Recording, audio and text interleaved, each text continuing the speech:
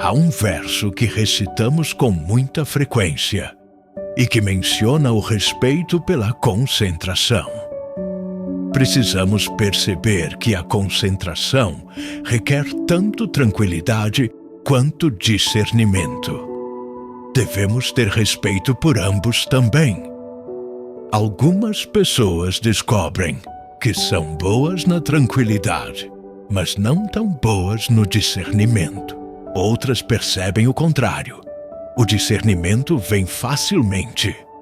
Conseguem compreender o que o Buda disse sobre a impermanência, o sofrimento, o não-eu, a natureza fabricada dos nossos pensamentos. Mas a tranquilidade é difícil de alcançar. Há uma tendência, em ambos os casos, de querer permanecer no lado em que já se é bom. Mas, como Ajahn Fuang costumava salientar, precisamos trazer as coisas para o equilíbrio. Portanto, devemos trabalhar justamente naquilo em que somos mais fracos. O próprio Buda diz o mesmo. Quando alguém é bom em tranquilidade, ele aconselha: vá procurar alguém que seja bom em discernimento e pergunte como as fabricações devem ser vistas, compreendidas e abandonadas através da visão clara. Se você é bom em discernimento, procure alguém que seja bom em tranquilidade e pergunte como a mente pode se acalmar, tornar-se una, porque você precisa dos dois lados. Você pode aprender os princípios do discernimento e aplicá-los. Assim, você empresta a sabedoria do Buda. Mas é importante também aprender a criar a sua própria sabedoria. Para isso, é preciso deixar a mente realmente, profundamente quieta, para poder sair da formação dos pensamentos e vê-los como algo distinto. Respeito pela tranquilidade e pelo discernimento. Vivemos tanto nos mundos dos nossos pensamentos e muitas vezes conseguimos usar um pensamento para nos afastar de outro. Mas e se tentássemos sair completamente desses padrões de pensamento? O que ganharíamos? Quaisquer percepções que surgissem daí seriam muito mais profundas, iriam direto ao coração, porque viriam daquilo que realmente vimos. Portanto, se você acha que o discernimento é fácil, entende o que o Buda quis dizer? Trabalhe a sua concentração e tenha respeito por esse trabalho. É tão fácil dizer, quando a mente se acalma, isto está meio sem graça. Perder o pontilto de vigar, interesse e se distrair. Quando está calma, pode parecer que nada está a acontecer, nada de muito evidente, mas ainda há muita fabricação acontecendo. Você quer ser capaz de ver isso e não poderá ver enquanto a mente não estiver realmente quieta. Você pode ver os níveis mais grosseiros, mas há muito mais ocorrendo de forma sutil na mente. É preciso deixá-la realmente tranquila para ver isso. Então, aprenda a se incentivar enquanto trabalha na concentração. E tenha respeito por esse processo. Às vezes você pode ficar cético em relação à prática. Trabalha, trabalha e trabalha, mas parece que não vai a lugar algum. Surge a tendência de pensar: talvez não haja nada de errado comigo. Talvez haja algo errado com a prática. Isso é basicamente a preguiça falando.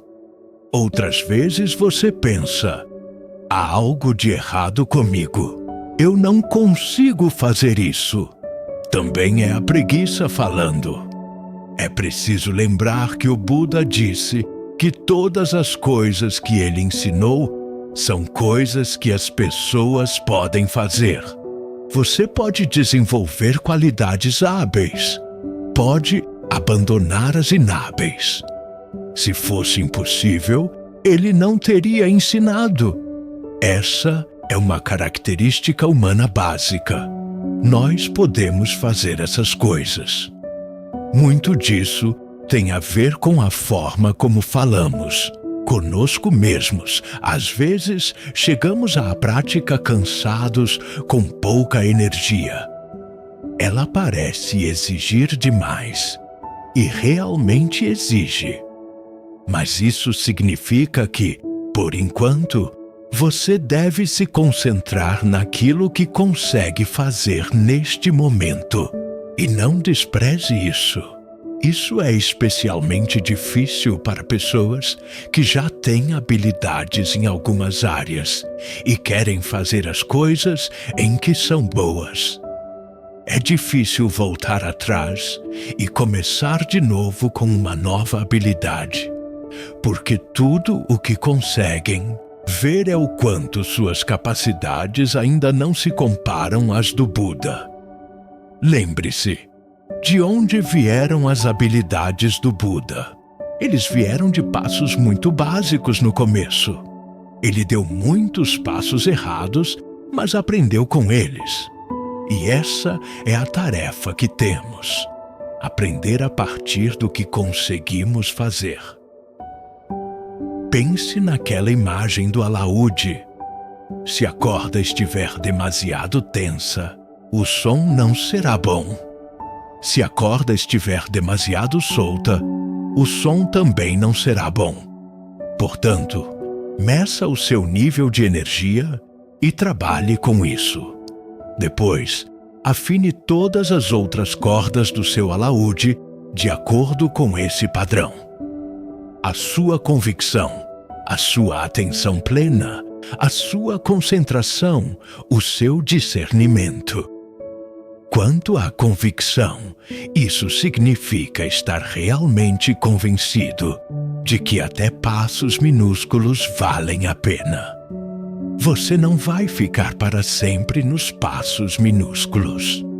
À medida que dá esses passos e se torna realmente perceptivo quanto ao que está a fazer, vai dar passos maiores e depois maiores ainda.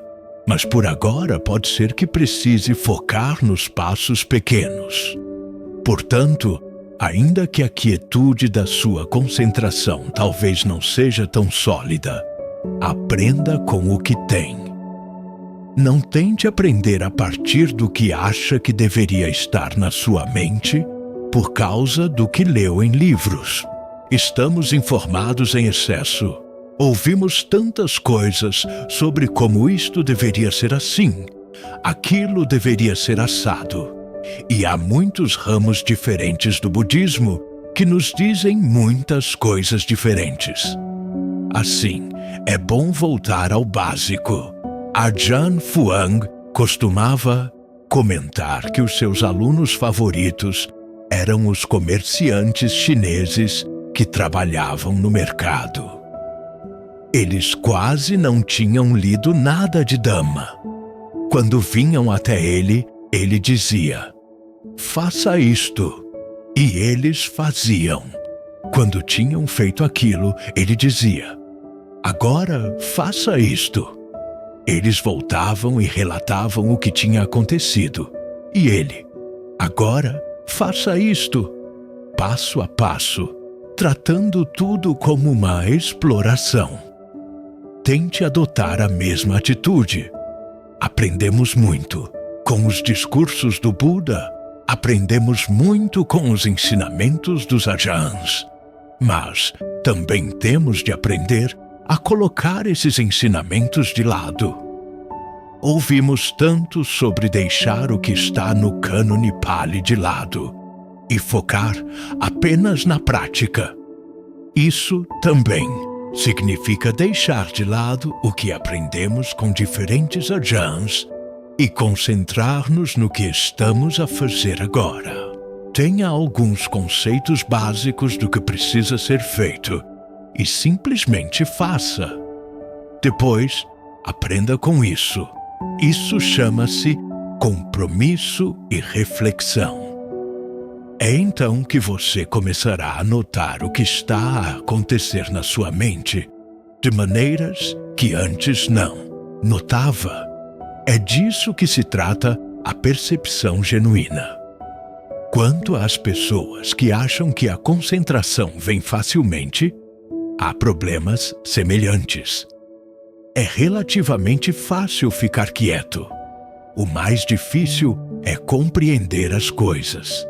Assim, você pode se inclinar para a linha de pensamento que diz: bem, não deveríamos estar tentando entender nada, afinal.